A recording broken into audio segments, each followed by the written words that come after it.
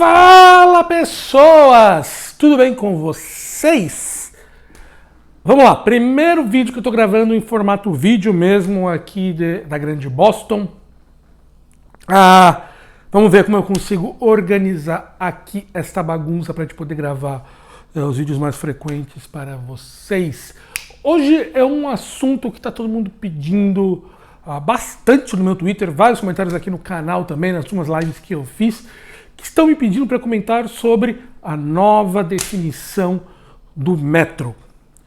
Então, vou falar um pouquinho para vocês de metrologia, que é basicamente a ciência, a área da física que cuida das medidas mesmo, da história das medidas. É uma área que eu pessoalmente não sou um grande especialista e eu pessoalmente não gosto tanto. Eu sei o básico, mas eu vou falar, vou tentar dar uma visão geral ali, mas tem pessoas que são especialistas mesmo em metrologia, que é uma área que eu nunca me aprofundei. Então vamos lá, em primeiro lugar, não confundir meteorologia com metrologia, são duas coisas diferentes. Uma é o estudo dos meteoros, ou basicamente as coisas da atmosfera que podem cair na Terra, chuva, essas coisas, e a outra é a metrologia, estudo das técnicas de medida. Então vamos falar um pouco de história primeiro. Medidas é uma coisa que sempre existiu. Desde que se começou a ter comércio, desde que se começou a ter transações entre as pessoas, ou se existiu a necessidade de uma definição de medida. Então, do início, quando os caras começavam a vender grãos ou fazer troca de grãos, eles tinham lá, então, um saco e falava, eu dou 2 sacos de café e você me dá um saco de milho. Então eles tinham aquelas definições, mas eram definições bastante locais. Então aquelas pessoas, elas conversavam entre elas, elas chegavam a um acordo para poder falar, eu estou te dando mais, eu estou te dando menos, ou quantos mais eu estou te dando que você está me dando. Então existia uma troca, uma relação de medida que era bastante local entre aquelas pessoas. Com o tempo, medidas um pouquinho menos locais começaram a surgir, mas começaram a definir então medidas que uma determinada cidade usava, uma determinada medida que se usava numa região comercial, mas eram sempre medidas que não existiam muita justificativa por trás. Então alguém chegava assim, eu quero medir distância, alguém falava, eu vou falar que isso aqui é não pensa besteira vocês aí, isso aqui eu vou chamar aqui a minha unidade de medida, e eu quero vender agora fio, então eu vou ver quanto eu cobraria nesse fio aqui, e vou colocar quantas medidas eu tenho, quantos pedaços eu vou estar vendendo que cabem nesse pedaço que eu pedi. E a mesma coisa vai para medidas de peso, de volume, de horário. À medida que a gente começou a ter comercialização maiores, em áreas maiores, a necessidade de uma medida que fosse mais universal surgiu. E com isso as pessoas começaram a estabelecer medidas de uma região, de um país e áreas muito maiores que pudessem estabelecer que projetos fossem passados. Então, quando eu fizesse um projeto de uma casa, uma pessoa num outro lugar pudesse ler aquele projeto e eu pudesse encomendar a madeira dele, ou que outra pessoa pudesse entender a medida de peso e poder fazer comércio de distâncias maiores. Mas mesmo assim, lá para os anos 1800, ainda existiam dezenas de unidades de medidas diferentes. E mesmo a questão de tempo era uma questão bastante complexa, né? Cada cidade basicamente tinha a sua definia qual que era o seu meio-dia. Ela basicamente olhava lá naquele dia qual que era o amanhecer do sol, qual que era o pôr do sol, e pegava no meio e definia o que era o meio-dia. Quando começou a ter transportes de longa distância, trens, que se existiu a necessidade de estabelecer um calendário único, que começou a se estabelecer a necessidade de se estabelecer que as cidades estivessem com o mesmo horário e coisas assim. E daí que levou a definição do fuso, que também padronizou horários de medidas de tempo e tudo isso. Mas ainda, lá para os anos 1800, a coisa era bastante complicada. E foi aí que em 1800 teve uma convenção na França e se decidiu criar o Sistema Internacional de Medida. Então, que seriam algumas medidas que seriam universais. Todo mundo utilizaria aquelas medidas para poder medir para poder você ter as unidades iguais dos lugares. Então, todo mundo utilizaria as mesmas medidas. E como se podia se fazer naquela época, essas medidas foram, entre aspas, arbitrárias. Tentaram se pegar unidades que fizessem algum sentido físico, mas eram coisas que eram um pouco arbitrárias. Então, o que eu quero dizer? O metro foi definido como a distância de a uma determinada fração da distância do equador da Terra. E aquilo foi definido que aquilo seria o metro. Então eles pegaram uma medição do que era o tamanho do equador da Terra e falaram que o metro seria uma determinada fração daquilo ali. Como você medir aquilo é muito complicado, o que os caras fizeram foi então construir uma medida física que correspondia àquilo, e cada vez que um país novo toda vez que os países eles têm centros de medida, que são centros que controlam todas as calibragens locais daquilo lá, e eles vão lá e comparam a medida deles com a medida universal, que fica lá na França, e vamos lá. Então, essa barra de ferro que a gente tem aqui, vamos imaginar que é uma barra de ferro, eu vou pegar e vou fazer que as duas barras tenham o mesmo tamanho, eu levo para o meu país, e todas as minhas outras medidas que eu vou fazer, eu vou comparar com aquela lá agora, então eu vou saber que essa minha barra está igual àquela lá. E da mesma maneira, outras medidas foram feitas. Então, o que foi o quilo? O quilo foi falado que era 1 sobre a milésima parte de 1 litro de água a 4 graus na altura do mar. Então, novamente, a gente usou uma medida física para poder estabelecer o que era, mas aí os caras chegaram e construíram um objeto, que é o quilo, que está guardado lá e que correspondia a essa medida física. Então, a metrologia é toda a ciência que vai, então, basicamente, hoje em dia, que vai estudar como se definem essas medidas físicas, como você estabelece as relações entre os objetos, e então como é que eu posso fazer com que qualquer pessoa no mundo saiba medir, e como eu posso estabelecer novos métodos de calibrar essas medidas, para saber que elas continuem válidas ao longo do tempo. A grande questão é que todas essas medidas que eu falei, em primeiro lugar, vamos falar o que eu falei do equador, que é a medida do metro. Isso não é uma medida universal, porque eu preciso saber o que é a Terra, eu preciso saber qual que é o equador da Terra. O equador da Terra não tem o mesmo tamanho. As pressões, o efeito da Lua em torno da Terra muda o tamanho do equador da Terra. Com o tempo, a erosão também muda o tamanho do equador da Terra. Você tem diversas coisas que vão alterando essas medidas. Então, essa medida do metro, ela era uma medida que ela baseada no objeto real, mas ela não era universal. Eu não posso chegar para um ET do outro lado da galáxia e determinar facilmente o que é um metro. Não tinha como eu poder fazer isso.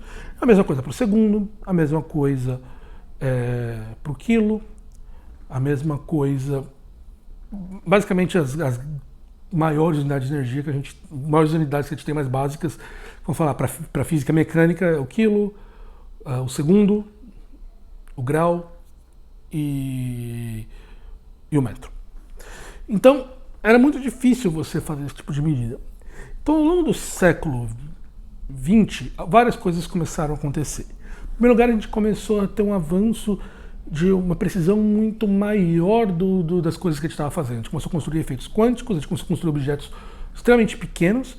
Então, a necessidade de eu saber com precisão qual que era 1 metro começou a ampliar muito, porque aquela pequena imprecisão no tamanho da barra era o suficiente para poder alterar a minha medida, porque se ela mudava levemente por causa da temperatura ou qualquer coisa, isso já fazia com que uma medida muito precisa não ficasse tão precisa mais. Você tinha essa necessidade complexa de ficar calibrando, de ficar levando os objetos para calibrar, e era um objeto físico. Se hoje em dia alguém roubar o metro que ficava lá em Paris, teria um problema gigante em estabelecer qual que era o novo metro. Então isso levou há uma busca de tentar estabelecer essas constantes, essas medidas que a gente usa em relação a coisas mais fundamentais do que o tamanho da Terra ou a medida de 1 quilo de água, tal. Tentou se estabelecer a coisas que são ligadas a propriedades fundamentais da física. Propriedades fundamentais da física, eu digo, são medidas que elas são a mesma por tudo que a gente entende aqui, em qualquer lugar do universo, e você consegue estabelecer um cronograma simples que, a partir dessas constantes universais, que são iguais em todo lugar do universo, você consiga derivar quais que são aquelas medidas. Então isso significa o quê? Que, independente do que acontecesse, se eu consigo medir aquela constante fundamental, eu consigo seguindo umas instruções, voltar a estabelecer o que é o metro, o que é o segundo, o que é o quilo, de maneira independente, sem precisar ter aquele objeto fundamental que a gente tem atualmente. Antes de eu continuar, é importante falar que mesmo alguns países, tipo os Estados Unidos, não utilizando o sistema internacional, os Estados Unidos eles utilizam milha, eles utilizam Fahrenheit, eles utilizam, o pound, a libra, mesmo eles utilizam o quilo de referência no sistema central de medida.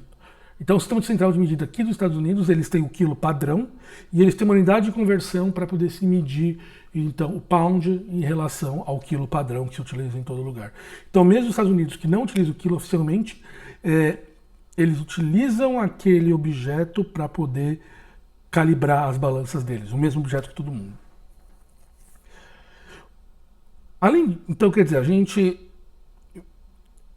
Historicamente, as medidas vieram para poder unificar tudo, mas a gente chegou num momento que objetos físicos eles são complicados, né? Então, só para dar um exemplo, o quilo padrão que fica lá na França, ele fica numa sala lacrada, ele fica numa sala que é com temperatura controlada, umidade controlada, porque qualquer coisa, se você encostar nele, os olhos da tua mão vão alterar o peso dele, e isso pode fazer com que o que a gente considera o quilo mude.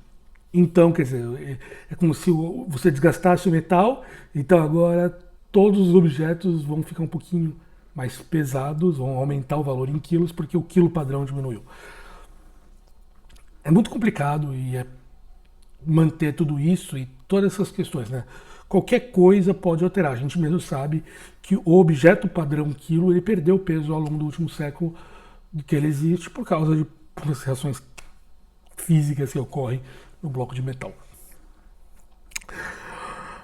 Com essa ideia de começar a se transformar as medidas físicas em constantes universais, a gente começou então a trabalhar naquelas que eram mais fáceis de fazer. A primeira mais fácil de transformar foi o segundo.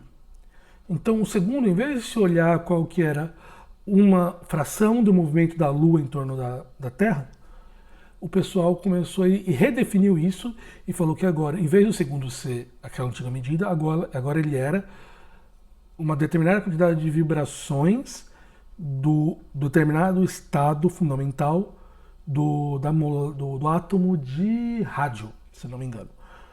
Então você vai pegar aquele átomo e você vai poder falar quando o elétron está numa determinada camada, ele vai emitir uma determinada onda, uma frequência, e essa frequência é a mesma se ele estiver naquele estado em qualquer lugar do universo. A gente vai falar tantas contagens daquela onda é 1 segundo, que são 9 trilhões, blá, blá, blá, isso vai dar o que é o segundo. Então, agora o segundo, ele é uma medida que ela é ligada a essa constante física em qualquer lugar. Então, se eu pego esse átomo em qualquer outro lugar do universo e falo, se você contar 9 trilhões, blá, blá, blá, você vai chegar no segundo, qualquer pessoa pode reconstruir o segundo independente. E nada vai mudar, porque aquela contagem é física. Então, nada que eu fiz, como o átomo se comporta da mesma maneira, nada vai mudar a maneira que ele se comporta, então o segundo ele é fundamental, ele passa a ser ligado a uma constante fundamental. Isso traz muito mais fácil medir, aumenta a precisão, desde que a gente consiga contar. Então, o segundo foi o mais fácil de conseguir fazer isso, de ter essa contagem, de calcular qual que é o tamanho de contar quantas vezes ele está oscilando e consigo calcular qual que é o tempo que ele passa ali. E tecnologicamente esse foi o mais fácil de se fazer. O segundo que era o mais fácil de se fazer era o metro. O metro, por si só, como é que você pode definir ele? Se eu já tenho o segundo definido a partir de uma constante universal, a segunda coisa que a gente podia fazer é utilizar uma outra constante universal para poder definir o metro. E a gente sabe que a luz no vácuo se movimenta à mesma velocidade em qualquer lugar do universo, em qualquer referencial. Então, se a velocidade da luz é constante e eu consigo determinar o meu segundo através de uma unidade fundamental, então agora eu posso utilizar, se eu consigo saber o que é o segundo e eu sei a velocidade da luz, eu posso falar então que o metro vai ser a distância que a luz percorre em 1 sobre 299 mil, blá, blá, blá, que é a quantidade de metros por segundo que a luz anda. Eu pego a velocidade da luz, ela é constante, eu sei o que é um segundo, daí naquele 1 segundo a luz vai ter andado 299 milhões, não sei o que lá, e agora eu vou dividir isso e vou falar que 1 sobre 299 milhões é o tamanho de um metrinho ali. Então, isso novamente, lá pelos anos 50 que a gente conseguiu ter tecnologia para conseguir fazer essa medida. Mas olha que interessante, a partir desse momento a gente tem, então, a luz medida, a gente tem, utilizando um átomo, a gente consegue medir o que é o segundo, e utilizando o que é a luz e a medida do segundo, eu consigo determinar o que é o metro.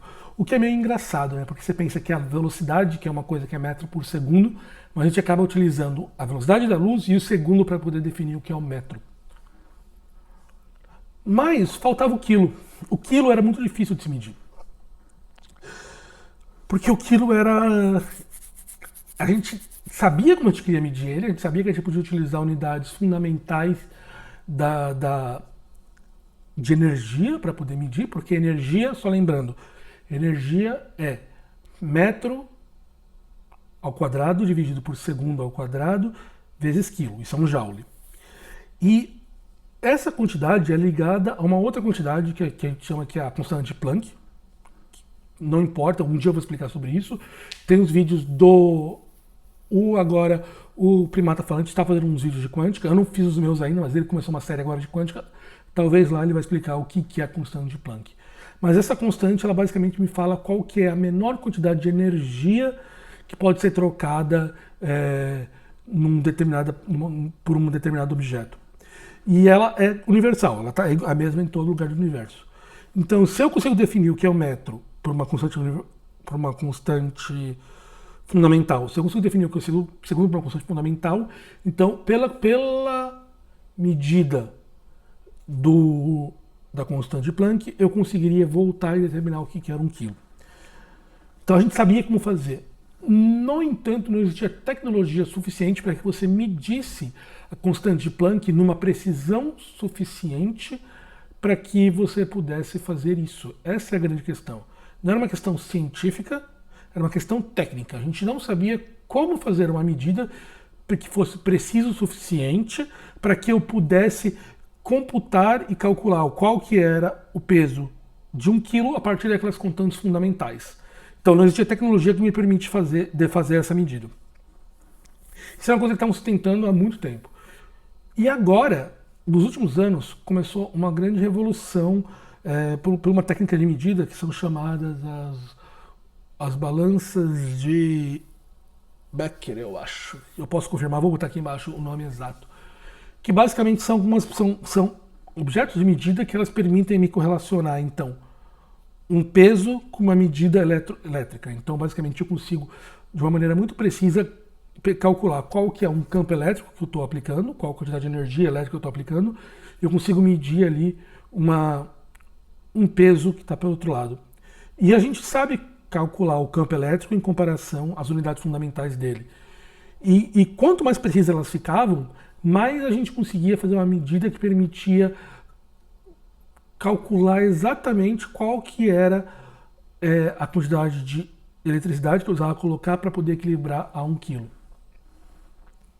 E agora, esse ano, então, a gente foi feita a troca. O que foi a troca? Foi feita uma reunião no sistema internacional que o pessoal determinou, então, agora a gente acredita que as medidas que a gente tem da constante de Planck são precisas o suficiente para que, quando a gente consiga calcular a quantidade de energia que eu coloque aqui, eu consiga exatamente reproduzir aquele objeto, o quilo, que tem lá no sistema internacional. Então agora a gente consegue exatamente conseguir aplicar um campo elétrico de maneira tão precisa que vai reproduzir aquele quilo. Então eu consigo agora, pela constante, olhando qual que é a constante universal, eu consigo agora aplicar um campo tão preciso que me permita calcular qual que é o quilo. Então, novamente, agora a gente consegue, se eu sei qual que é o metro, que a gente já falou, eu já sei qual que é o segundo, eu consigo agora, por manipulações fundamentais, só olhando então, basicamente, é uma fração dessa quantidade, eu consigo então calcular qual que é o peso de 1 quilo. E eu consigo então reproduzir o quilo, não mais comparando com aquele objeto fundamental, mas com uma constante física precisa. E o que é bem interessante, porque significa que a gente não vai mais precisar manter os objetos de referência na França. A gente não precisa mais deles ali, porque agora as medidas são fundamentais, elas podem ser feitas por qualquer pessoa.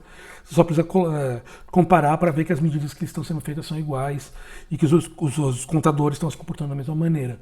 Mas você não precisa mais ter um objeto físico que, se alguém roubar, muda completamente. Isso tem alguma importância fundamental para a física? Não. Isso não altera nada o nosso conhecimento em relação a como a matéria funciona, nada disso. Mas isso permite que a gente agora passe a não depender desses objetos, e significa que a gente consegue agora mensurar em capacidades muito mais finas qual que é o peso de objetos e coisas assim, porque agora a gente tem uma maneira fundamental de calcular ela. Não é mais uma comparação com um objeto físico, lá que eu vou precisar cortar ele em partes para poder pegar os pesos menores, mas sim uma comparação com essas constantes fundamentais. Então é uma troca do paradigma que a gente tem de medida para ser uma coisa fundamental, que basicamente é a mesma em qualquer lugar do universo e nunca vai se alterar por toda a história, do que uma medida puramente comparativa com outro objeto físico. É isso que muda.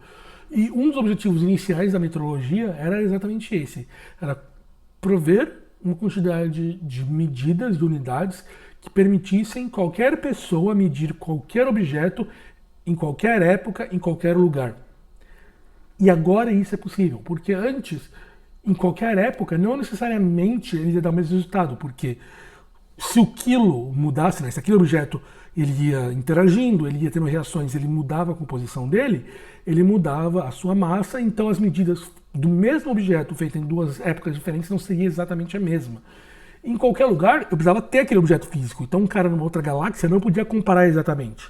Agora que a gente tem essas medidas feitas com constantes fundamentais, então isso significa que em qualquer lugar da galáxia a gente pode mandar uma onda de rádio numa sonda, e alienígenas em outros lugares conseguem reproduzir o que é 1 quilo precisamente sem necessitar de nenhuma interação com a gente. Então isso permite que pessoas façam medidas no mesmo tempo, no mesmo lugar ou em qualquer tempo, em qualquer lugar, sendo as mesmas. O porquê fazer essas medidas importantes? E, de novo, isso não é uma questão física fundamental, mas é uma questão muito prática. O Lito, do Aviões e Músicas, falou de um caso, de um acidente que teve no Canadá, que quando o Canadá parou de usar sistema imperial e passou a usar o sistema internacional, que os caras foram fazer uma medida da densidade do combustível para poder medir a quantidade de combustível que eles colocavam, e por causa da mudança, eles usaram as tabelas erradas, que usavam as tabelas do sistema antigo, então por pound com galão, em vez de usar quilo com litro, e com isso eles fizeram uma medida da quantidade errada de combustível.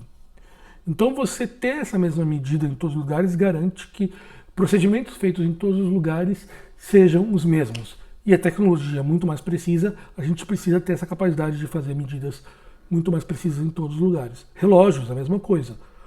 Quando você está falando agora de determinados sistemas, mesmo vamos falar sistemas do GPS, você precisa ter sistemas de relógio muito precisos. Quando você está falando de sistemas bancários, eles precisam ter relógios muito precisos. Então a gente já está na tecnologia que você precisa ter relógios muito precisos.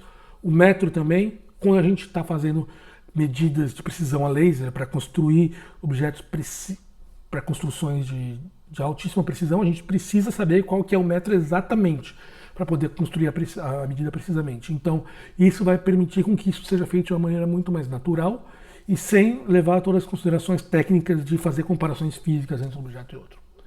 Beleza? Novamente, isso não é a minha especialidade. Eu falei aqui só uma introdução. Metrologia é uma área que eu conheço, talvez seja a área da física que eu menos conheço. Então, se eu achar vídeos interessantes, eu posto aqui para vocês poderem saberem mais. Beleza? Então ficamos por aqui e falou!